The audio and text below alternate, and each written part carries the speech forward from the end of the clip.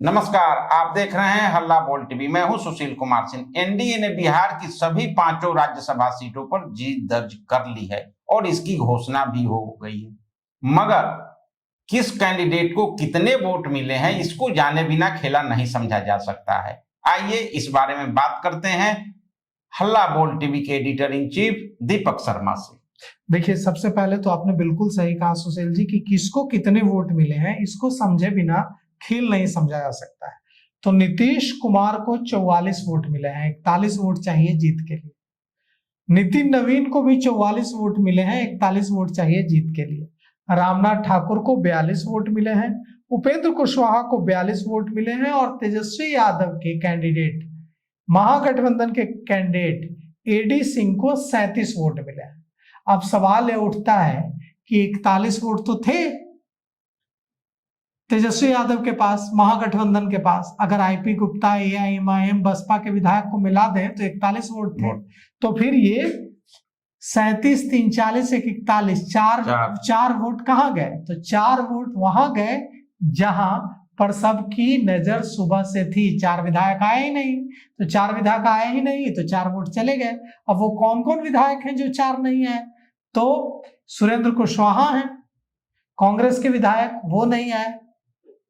फैसल रहमान हैं, आरजेडी के विधायक, वो नहीं आए। मनोहर सिंह हैं जो कि कांग्रेस के विधायक हैं, वो नहीं आए।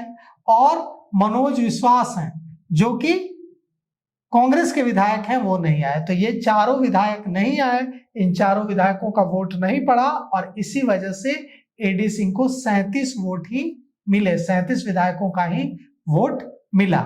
इससे यह भी साफ है कि महागठबंधन के किसी भी दूसरे विधायक ने क्रॉस वोटिंग नहीं की। महागठबंधन के सारे विधायकों ने पूरी ईमानदारी से, चाहे आईपी गुप्ता हो, चाहे बसपा के विधायक हो, चाहे एआईएमआईएम के विधायक हो, चाहे आरजेडी, कांग्रेस और लेफ्ट के दूसरे विधायक हो, सारे विधायकों ने पूरी ईमानदारी से वोट किया। सिर्फ जो 4 विधायक अनुपस्थित रहे, उन 4 विधायकों के ना आने की वजह से तेजस्वी यादव के कैंडिडेट हार गए, एडी सिंह हार गए। अगर ये 4 विधायक आते, मनोहर सिंह आते, फैसल रहमान आते, सुरेंद्र कुशवाहा आते, मनोज विश्वास आते और वोट करते तो तेजस्वी यादव के कैंडिडेट जीत जाते। तो यहाँ खेल हुआ है। अब नीतीश कुमार सांसद बन गए, मुख्यमंत्री नीतीश कुमार अब सांसद नीतीश कुमार बन गए। अब बांकीपुर से विधायक नितिन नवीन, जो भारतीय जनता पार्टी के राष्ट्रीय अध्यक्ष हैं, वे बन गए हैं सांसद नितिन नवीन। इसका क्या इम्पैक्ट होगा?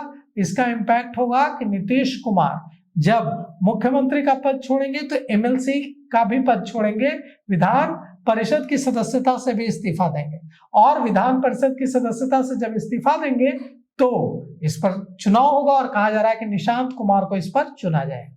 नितिन नवीन भी बांकीपुर से विधायक ही छोड़ेंगे और वहां बाईपुल होगा, उपचुनाव होगा, भारतीय जनता पार्टी जिसे उम्मीदवार बनाएगी। अब नीतीश कुमार ऑफिशियली सांसद हो गए, राज्यसभा उनका नया ठिकाना हो गया है, तो उन्हें मुख्यमंत्री का पद अब छोड़ना ही होगा। जितनी अटकलें लग रही थी कि उनके विधायक नाराज हैं, उनको चुनाव हरा देंगे, लगातार सीक्रेट मीटिंग हो रही है, ऐसा कुछ नहीं हुआ। नीतीश कुमार को 44 वोट मिले हैं, जीतने के लिए तो 41 ही चाहिए थे। मतलब जीतने के लिए जितने वोट चाहिए थे उससे 3 वोट ज्यादा मिल गए।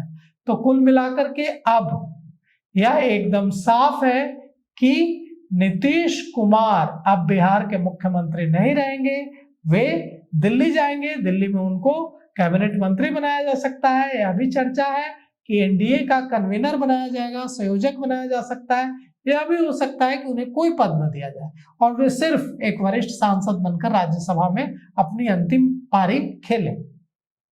तो कुल मिलाकर के अब देखिए, एक बड़ी बात यहां पर है कि अब जब राज्यसभा का चुनाव खत्म हो गया है और ऑफिशियली नीतीश कुमार सांसद नीतीश कुमार बन गए हैं, तो अब भारतीय जनता पार्टी नेतृत्व का पूरा ध्यान राज्यसभा से हटकर मुख्यमंत्री कौन बनेगा इस पर लग जाएगा। और कहा जा रहा है कि मुख्यमंत्री जो बनेंगे वो बड़े बड़े नामों को पीछे छोड़कर चौंकाने वाले नाम होंगे। धर्मशिला गुप्ता का नाम आ रहा है और इतना ही नहीं, संजीव चौरसिया का नाम आ रहा है जो दीघा से विधायक है, और दूसरे राजेंद्र गुप्ता का नाम आ रहा है। तो ऐसे नेताओं का नाम आ रहा है जिनके बारे में आम जनता में बहुत कम जानकारी है। चौंकाने वाले नाम जैसे रेखा गुप्ता का आया था दिल्ली में, जैसे मोहन यादव का आया था मध्य प्रदेश में, उस तरह से चौंकाने वाले नाम आएंगे सामने। और कहा जा रहा है कि कोई ऐसा मुख्यमंत्री बिहार को भारतीय जनता पार्टी देगी जो आरएसएस बैकग्राउंड का हो। कहा जा रहा है कि नीतीश कुमार की मर्जी इसमें नहीं चलेगी। ये जो कहा जा रहा है ये सिर्फ कहने की बात है कि नीतीश कुमार की मर्जी से भारतीय जनता पार्टी मुख्यमंत्री चुनेगी। क्योंकि सोचिए, सुशील मोदी जब बिहार के डिप्टी सीएम थे तो उनको यहां से हटाकर राज्यसभा सिर्फ इसलिए भेजा गया था क्योंकि उनकी नीतीश कुमार से बेहद करीबी थी। तो जब नीतीश कुमार से करीबी होने की कीमत चुकानी पड़ी थी सुशील मोदी को, तो भला अभी भारतीय जनता पार्टी कैसे नीतीश कुमार की पसंद का मुख्यमंत्री बिहार में बनाएगी?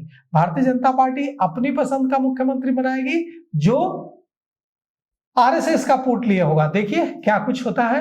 अब मुख्यमंत्री पर ही बात होगी। राज्यसभा का चुनाव ओवर हो चुका है, खत्म हो चुका है और एनडीए के पांचों कैंडिडेट चुनाव जीतकर राज्यसभा सांसद बन चुके हैं। तो अभी तक इतना ही। देखते रहिए हल्ला बोल टीवी।